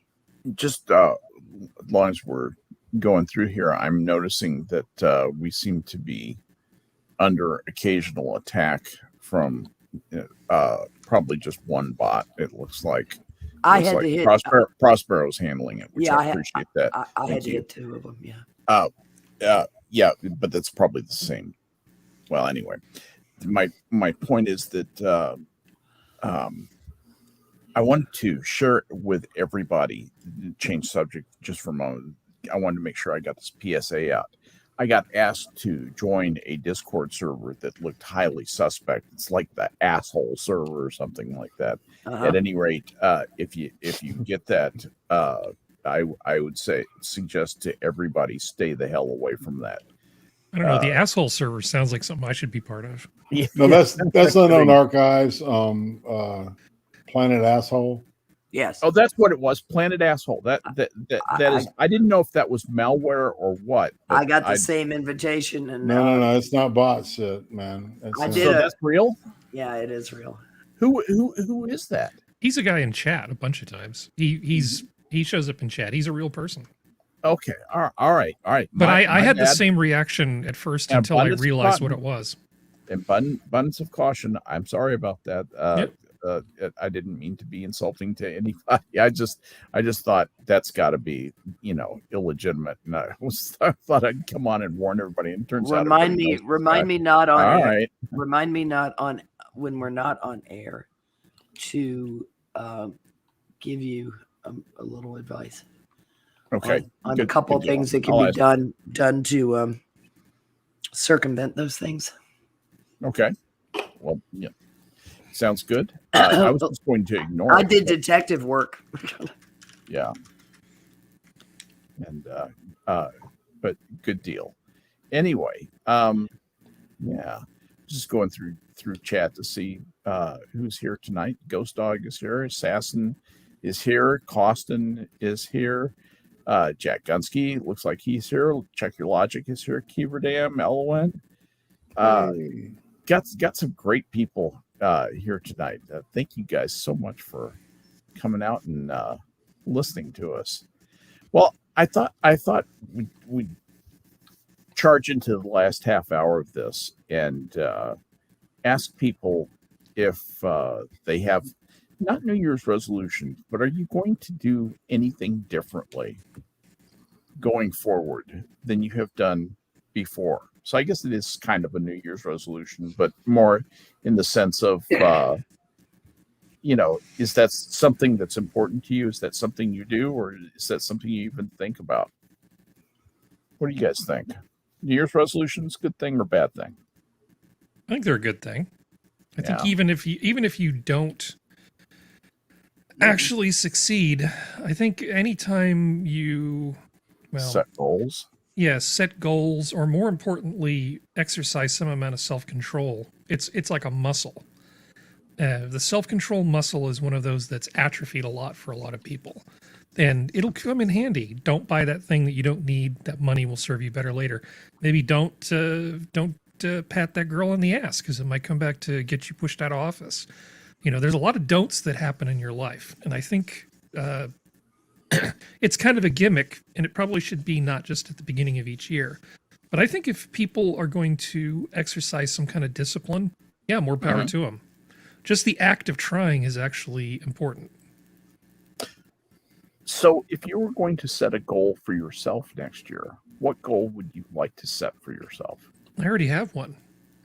And that is? Code at least 30 minutes a day, every day.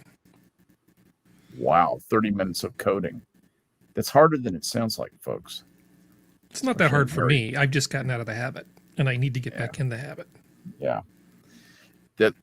I don't spend most of my time coding, and that's the thing. I don't want to let that skill atrophy, because you never know when you're going to need something. That's how I got out of coding, was basically that. I knew how to do other things, and those things were expensive and important, and pretty soon I found I wasn't writing code anymore. Can I give you a concrete example? Sure.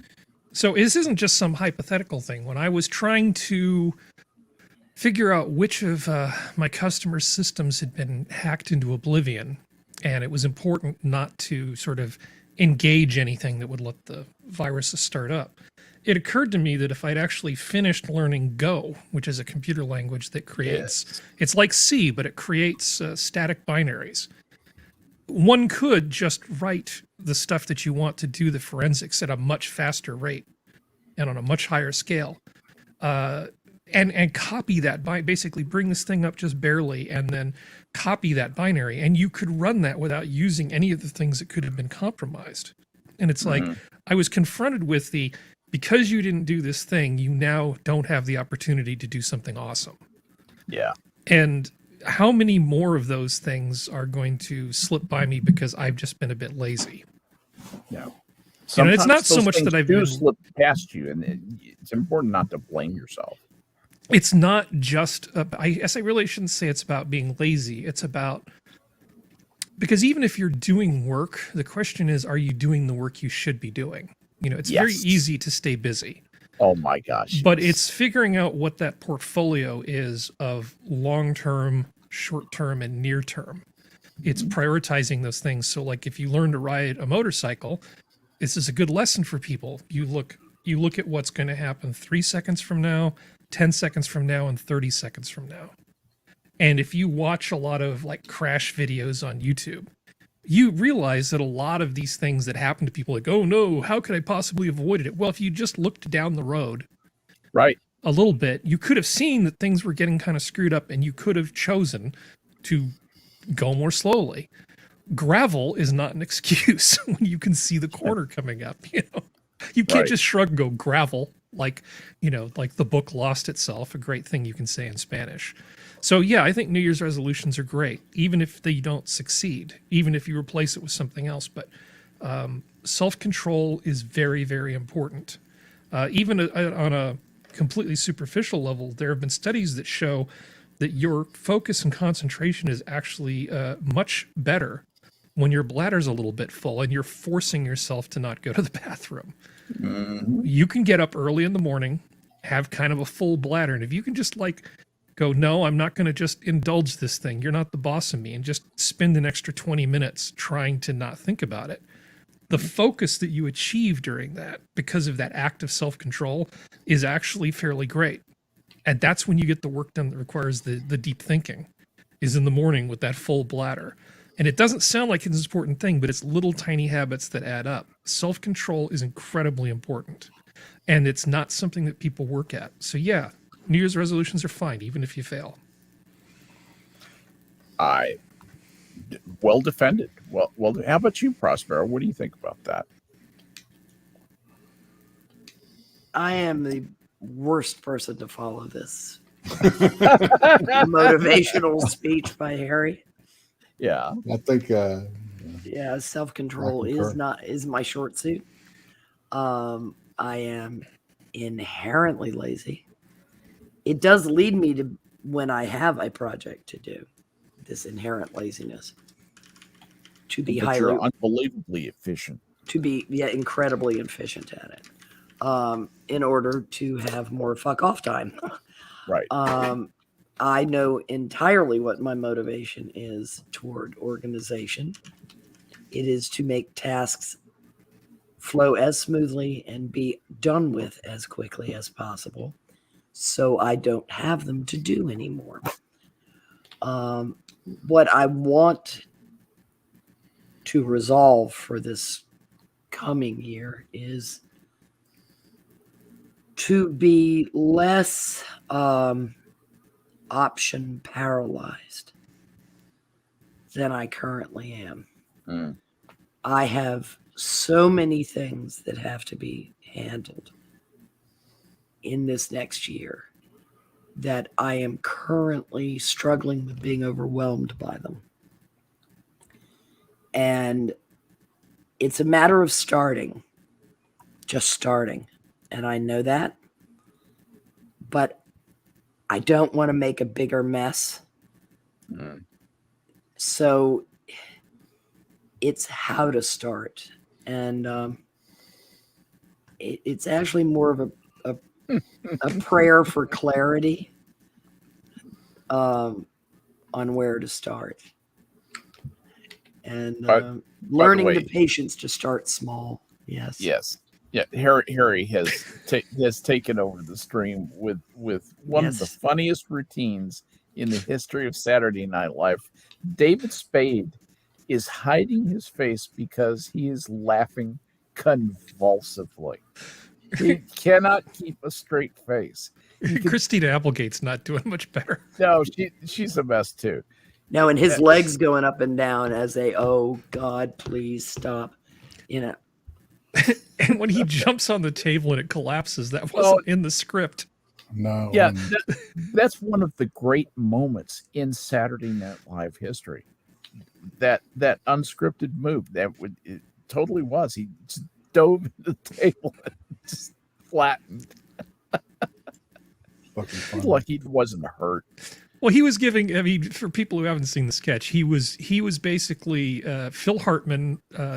His kids were played by David Spade and Christina Applegate, and so he brought in a motivational speaker, this guy, and this guy came in to like tell them not to use drugs. And the punchline to this thing is, if you don't behave yourself, you're gonna end up like me, living in a van down by the river. Fucking love that shit. It's a great sketch. Yeah. I'll find the link to it and I'll just put it in the chat for everybody. That's anybody who wonderful. hasn't seen it. Thank you. That is excellent. I just think that's wonderful. Well, I figured since I was doing a bad impersonation of a motivational speaker, I should probably post that. No. You're a good motivational speaker. You're actually a very good speaker, Harry. I enjoyed that, and I generally agree with you. It's but I'm not. it's funny that I ever ended up in IT, because if you really want to know what my intellectual long suit is, it's creativity. It's not precision or responsibility. I'm an intuitive feeler in the Myers-Briggs parlance. That's not somebody who you want to go over lines and lines of very similar looking code and be able to pick out the little thing that's different, and fix it. That's like the opposite of that guy. I'm the erratic creative guy who occasionally comes up with interesting ideas. And but I was so fascinated by computers and what the transmission of information was like that that's what drew me into the industry. And boy, when Prospero said that self-control is a short suit, Hannah, I'm an alcoholic. Exactly. I promise you, which lets me segue into. I have bad follow through there too. I'm just a wannabe. Well, I wanted, yeah, exactly. You can't even commit to alcohol. Is that what you're saying? You're right. I just get, it just is asking too much. No, but is with Irate. How about you and New Year's resolutions, Irate? I suck at them. Yeah. I need to lose weight and quit. I've reduced my salt intake, so I've actually done some positive shit so far. So now it's time to just pull the trigger and start eating healthier, veggies and shit. No carbs. That's no the carby thing. carbs. Well, you want the complex carbs and not the simple ones, right? Yeah, but that can be hard to do and lose weight. I mean, at the end of the day, it's controlling. People say counting calories is all wrong. No, it's not. Counting calories is exactly the right thing to do. Yeah. And if calories in, calories out. That is basically it. No, I'm going to disagree. Yeah. I don't think as a method for people losing weight, counting calories is the only way. I'm not. No. No, let me finish this thought. In my mouth, but don't put that in my mouth. Okay, no, but counting calories as a process. Maybe that's not what you were trying to say, but as a process, counting calories is a way of doing it. Now, that's what I was.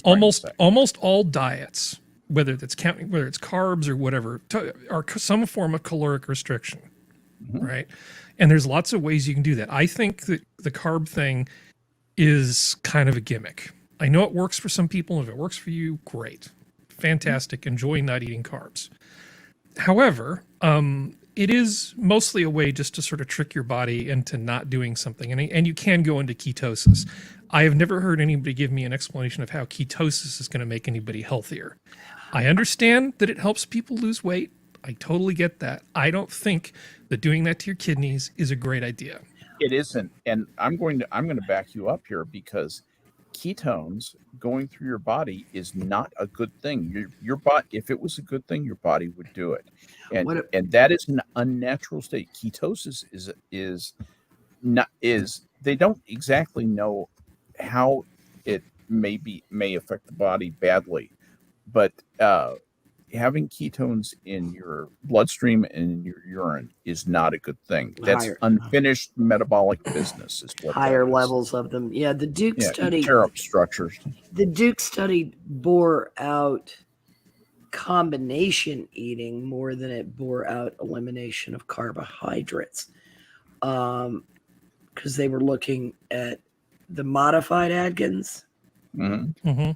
Which wasn't so much the elimination of carbohydrates, but not engaging in high fat index. I'm sorry, I thought we were going similar, but the high. Don't have the potato with the steak. Have the broccoli with the steak. It doesn't mean you can't eat the potato as a more isolated food. Because actually, the one line on the Duke study. Differently. From the study, is it says we build on earlier results by Duke University's Medical Center researchers showing that low carbohydrate diet can lead to weight loss. So that, that definitely was a low carb study. It was a low, simple carb study. Yeah. Complex carbs were not eliminated. The vegetable carbohydrates, of which there are a lot of them. Well, the low carbohydrate group was permitted daily unlimited amounts of animal foods, meat, fowl, fish, and shellfish, unlimited eggs, 4 ounces of hard cheese, 2 cups of salad vegetables such as lettuce, spinach, celery, 1 cup of low carbohydrate vegetables such as broccoli, cauliflower, or squash. They also received daily nutritional supplements and blah, blah, blah, multivitamin, essential oils, diet formulation, and chromium picolinate, which is just a way to put chrome in your body, basically, just a little trace mineral thing. There were no restrictions on total calories, but carbohydrates were kept below 20 grams per day. That's what it was at the start of the diet. And then the low fat, low cholesterol, low calorie group followed a diet consisting of less than 30% of the daily caloric intake from fat, less than 10% of calories from saturated fat, and less than 300 milligrams of cholesterol daily. So, their recommended daily calorie level was 500 to 1,000 calories. It's low. That's not many calories. That's not a very, lot. Very low. Long term, you're going to need a marriage counselor if you go on that diet. Yeah, it doesn't matter who you are, because you will become an unlivable human being to be around. That's it. The interesting thing. Look at the people who do. I mean, look at the Mediterranean people, because they get pointed at a lot, right? Mm-hmm. The Mediterranean diet. I mean, one of the things, number one, that separate the Europeans from Americans is they get more exercise. Mm-hmm. The other thing is that they don't gobble their food. Their meals, they don't eat near as much salt as we do, and their meals are the sodium thing. It depends. Heart conditions with sodium, blah blah blah. High blood pressure. Well, I'm not saying that sodium does anything. I'm just saying that one of the things that they do in Europe, the food does not have a lot of salt in it, and there is not a salt shaker on the table. Well, that's an American thing. Yeah, you season when you cook, which is a very different thing. When you salt your pasta water, your pasta is absorbing some of the salt, but it's not absorbing all the salt that you put in the water. Mm-hmm. So the flavor carries over. If you salt when you season, you use less salt. Mm-hmm. You simply do, because the absorption of the product being cooked into it. It's cooked into it. So it all it does is enhance the flavor more naturally. I remember Alton Brown said that putting salt on mashed potatoes is like putting hay on mashed potatoes. You end up with this weird, slightly crunchy thing laying on your mashed potatoes. Salt the damned water when you cook the potatoes. Mm-hmm. You'll get much more flavor out of them. And you won't, there are very few things I salt. I salt French fries because they fucking need it. Because you can't put the salt in the oil. French fries are kind of lame anyway. Most American French fries. Yeah, anyway. most of you guys. Mr. Belgium over here. Yeah, pommes frites over in Europe are a lot better tasting. Spoiled. Yeah. Well, I'd much rather eat the broader, what we call steak fries. Yeah. Mainly because they taste like potato. They don't taste like salt and oil. See, I would rather eat a baked potato. Oh yeah, well, baked potato is like one of God's greatest creations, and that I will salt. It was the food in the Garden of Eden. Yeah, but pretty sure one of my favorite ways to eat a baked potato is with broccoli and cheese sauce dumped in it.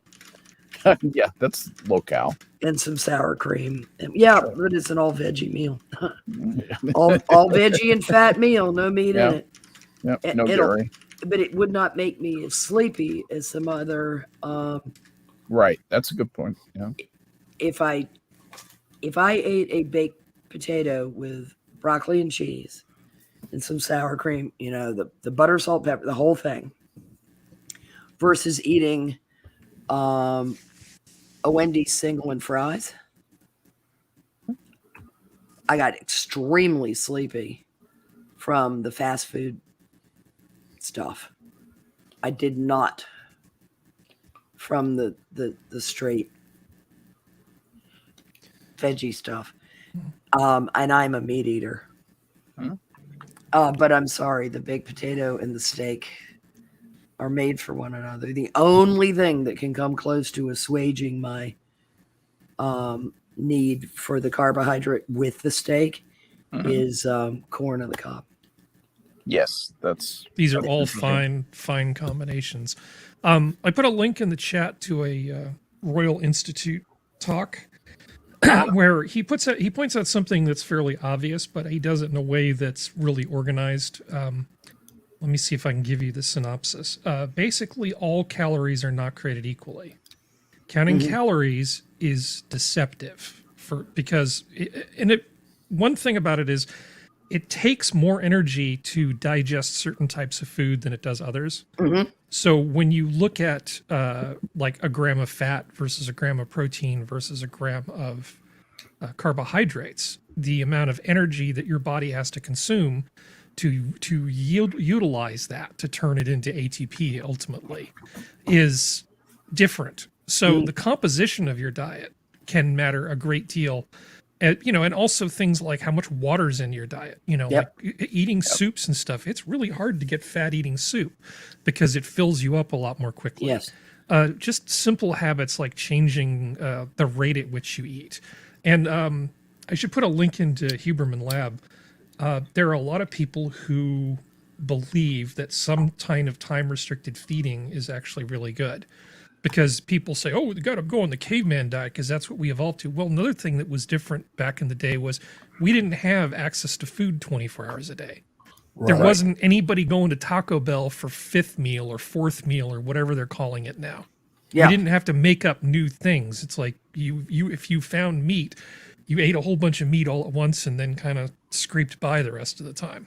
So just only eating during an 8-hour window each day or not eating one day a week or something is a really easy way for some people to lose weight without having to think about calories at all. It's not a diet for people. It needs to be like a lifestyle change. You can't think in terms of diet. If you think diet like this is a thing I'm going to do for a while and then stop, that's like the easiest way to not succeed. And a lot of us end up becoming almost diet resistant because of lose weight rebound, lose weight rebound, lose weight rebound. Yep, and then don't do that. And your body is like, the fuck are you doing to me? I figured out what my happy weight was, and then you fucked with everything. How about a new happy weight that's 1.01 times higher? Absolutely. Absolutely, because almost all recovery of weight involves extra on top of it. And fortunately, I never got back to as heavy as I was when I did Weight Watchers. The only thing I liked about Weight Watchers was I liked the points being ascribed to things. Makes it easier than counting calories. Yeah. It was a lot easier for me to meal plan that way and to find ways of not eating almost the same thing every day, which is another problem people will get into. I will have the chicken and the broccoli and the blah, blah. And then they begin to loathe the shit that they're eating. Yeah, appetite fatigue is a thing. Oh, yeah. I mean, I do is I just count joules instead of calories. But just multiply the calories times 4.2 because that's how much energy it takes to raise 1 gram of water through 1 degree centigrade. Yeah. And you get a lot more joules than calories. Well, if you do it in BTUs and start converting your body to water gallons, that makes the math more fun. Nice, absolutely, absolutely. Yeah, it is entertaining. Thermal units. Because I know some people who successfully lost weight and began to feel better by not eating 3 times a day, but eating 6 times a day. Byron had a diet that seemed to work for him, so he could continue his degeneracy at a correct weight. He was good at it. His diet was basically, I think I'm getting a bit thick with 2 C's. He would just eat nothing but potatoes seasoned with malt vinegar. He would just basically boiled potatoes and malt vinegar. And there's very little interest in that over time, so you end up eating less. Like I said, it's all just a gimmick to reduce the number of calories. Yeah. Go ahead. I was just saying that's why I was counting calories. But go ahead. Yeah. Overall, it was the eating less is doable. Is if you have to kind of wean yourself down. When you do it extremely, the cravings kick in. Yeah. When you're like, I'm eliminating second helpings. Mm-hmm. Your first step. So you start taking a slightly larger first helping, but you're not taking 2.5 times what you were. You eventually, I am now eating a much more normal serving of, I'm not going to have the 12 ounces of meat with the biggest fucking potato I could find. I'm going to have this potato and this steak or slice of meat. Was there anything chicken. quite as deadly to the diet as the humble potato chip? 15 calories per chip. Think about that. Yeah. And there is a ton of fat in most potato chips. A ton of it. It'll depend on the brand to some extent, but yes. Yes. And the trick is a lot of people will go and buy low fat stuff and not notice how much more sugar or salt has been added to. Yeah. Do you remember Snackwells? Snackwells. Yes. Absolutely. Of course. Do you remember that? It was like, it's like a healthy snack. It's Snackwells. It's low in fat. That stuff had high in everything else. that they had like Oreos, but they were like low fat Oreos. But they replaced the fat with a bunch of sugar. Sugar and salt are the two things to look at. And it was just crap. Oh God, you look at low fat salad dressings. Yeah, you're gonna be dead in 80 years. Just eat real food. Just eat less of it. That's what Julia Child said. Somebody was asking her, how do you maintain your health if you with all this butter and stuff that's around? She said, I just don't eat so much. Yeah. Yeah, it's a little bit like when Anthony Bourdain got all snotty at Rachel Ray and Paula Dean. You're making these high fat meals like Alfredo. Well, who the fuck eats Alfredo every night? Who could? I mean, it's too rich. If you balance your diet out, it's kind of interesting because extremely rich things, you'll notice them. I mean, you'll notice them. You'd be like, wow, I don't want the same size serving of Alfredo as I want of marinara. I don't know. When it comes to Italian food, I want an infinite amount of either. Right. Yeah. I was just going to say, when I was playing pool back in the day and I used to see human beings and interact with them, it seems like forever. Yeah. People would say, why are you drinking a single gin, double, like a single gin tall? So like a pint glass with 1 ounce of alcohol in it. I said, because I drink all beverages at the same rate. It doesn't matter if it's got alcohol in it or not. If you start feeding me Manhattans, I'm going to be very, very, very drunk quickly, because it doesn't matter to me if it's iced tea or bourbon or whatever. I drink all beverages at the same rate. Yeah. I know I sound a little sanguine like at the moment. Yeah. No, but there's if you were a happy swallower, you have to make your choices wisely. You got to know man's got to know his limitations. That's what happy swallower. Tony Harry said. The limitations. Yeah, and it's peculiar. I mean, I know there are a number of things I don't eat enough of that I'd prefer to eat more of. I'm annoyed by what inflation has done to protein. I bought 3 pounds of wild rice off of Amazon. I think I should probably make some of it. It seemed like a good idea at the time. Yeah, I've got a fuck ton of barley that I need to deal with. Got a couple 100 pounds of rice. Yeah. Jesus. I'm not all that fond.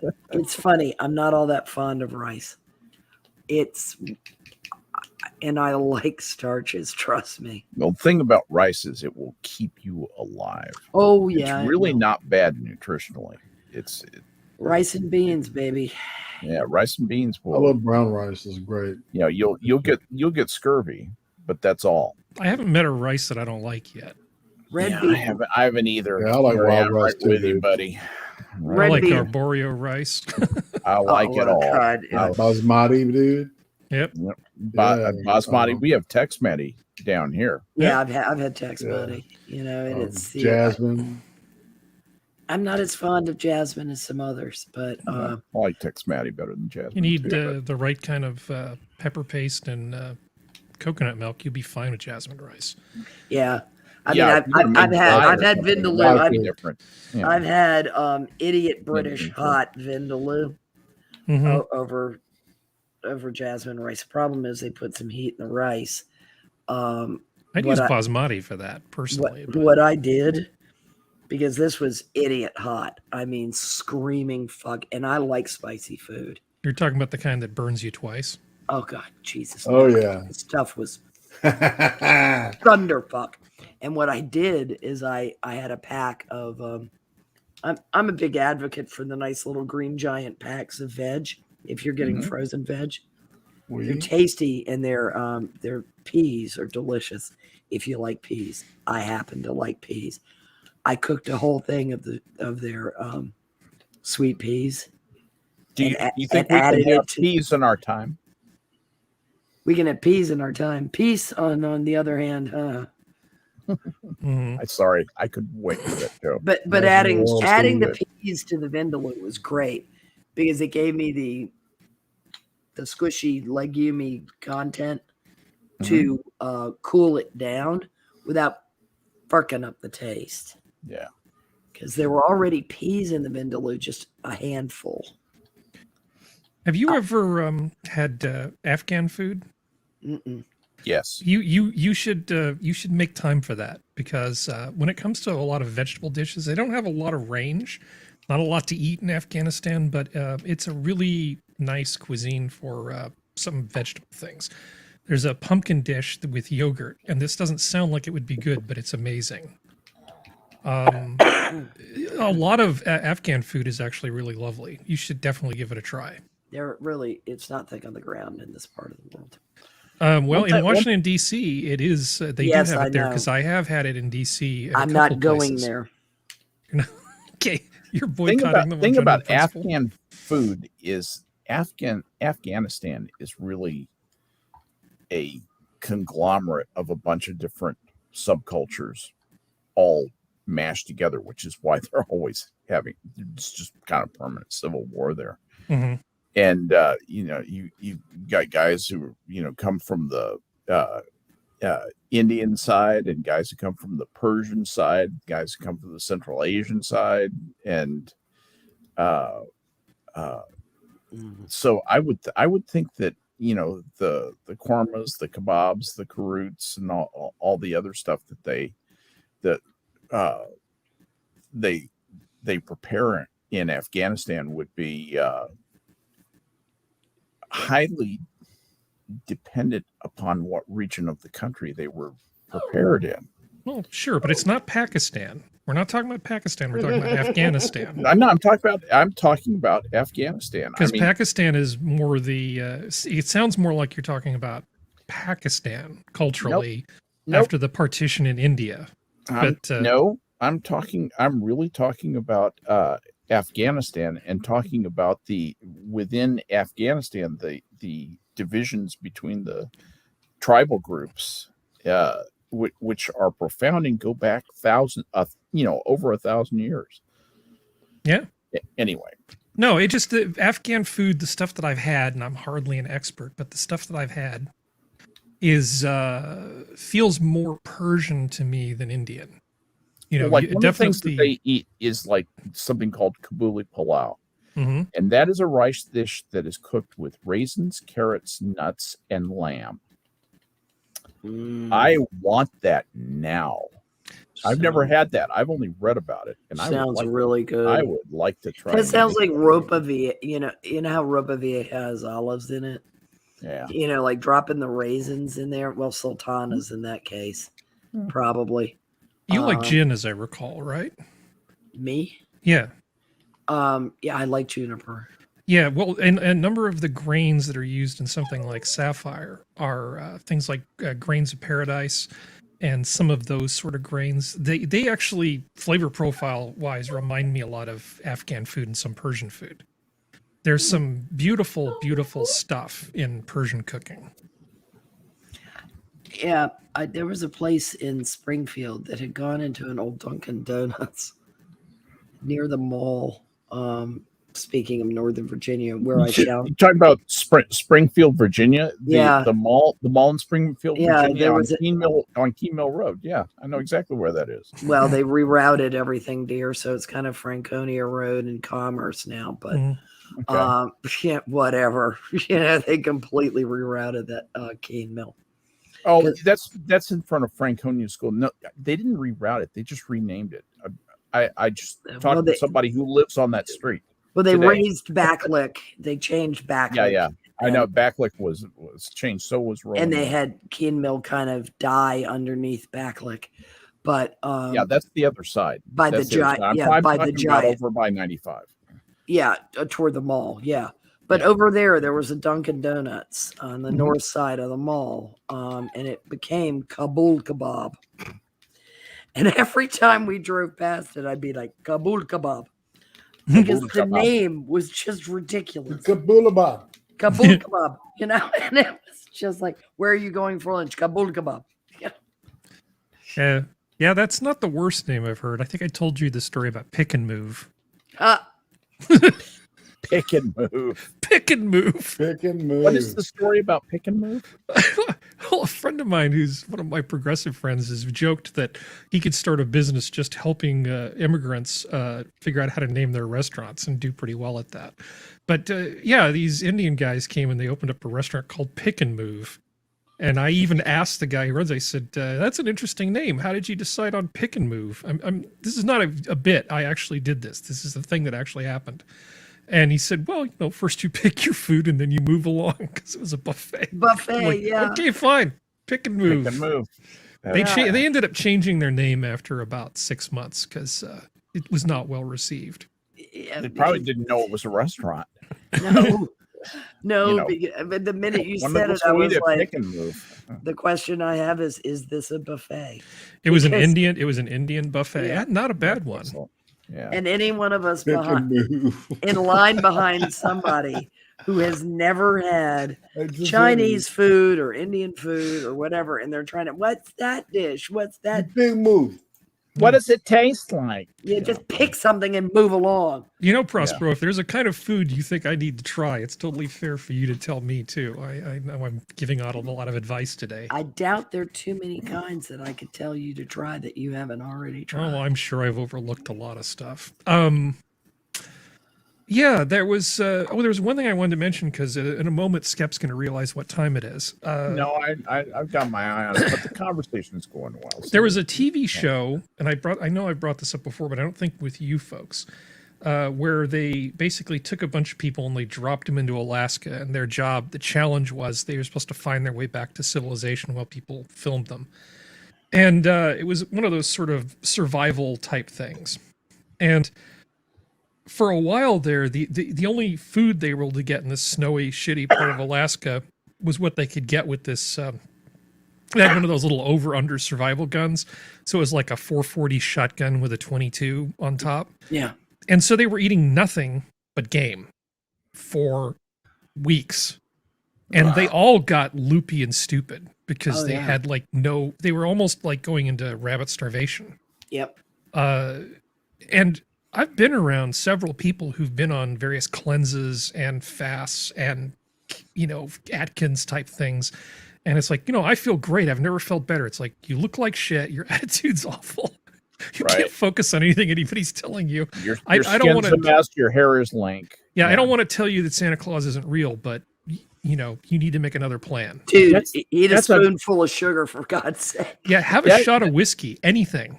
Yeah, that's the truth. I've always noticed that I can usually identify vegetarians, and all you have to do is look at their face, look at their hair, look at their hairline, and you'll see problems. And look at their fingernails. That's the other thing, because ultimately that's where the amino acids that are lacking in a vegetarian diet. And they always say, well, there are only 2 and you can get those in supplements.